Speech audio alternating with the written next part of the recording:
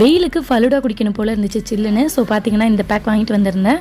இதில் கொடுத்த இன்ஸ்ட்ரக்ஷன் படி பார்த்தீங்கன்னா 1/2 லிட்டர் க்ரீம் பால் எடுத்து ஒரு பவுலில் ஊற்றிக்கிட்டு அது கூட 100 ml மட்டும் தண்ணி ஊற்றி ரெண்டையும் சேர்த்து நல்லா பொங்குற மாதிரி காய்ச்சிக்கணும். ஸோ நல்லா காஞ்சி வர்றது கிடையில இந்த பேக்கெட்டில் என்ன தான் இருக்குன்னு சொல்லி ஓப்பன் பண்ணி பார்க்கலாமே ஓப்பன் பண்ணிட்டு இருந்தேன்.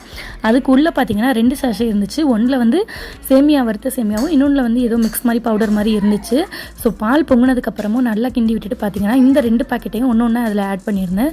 அதில் கொடுத்த இன்ஸ்ட்ரக்ஷன் என்னென்னா ரெண்டையும் வந்து 4 to 6 minutes வந்து நல்லா வந்து பாயில் பண்ணணும் அப்படின்னு சொல்லியிருந்தாங்க. ஸோ அதன்படி வந்து நானும் வந்து பார்த்திங்கன்னா மிக்ஸ் பண்ணிகிட்டே இருந்தேன். இதில் வந்து நம்ம சுகர்லாம் ஆட் பண்ண தேவையில்லை.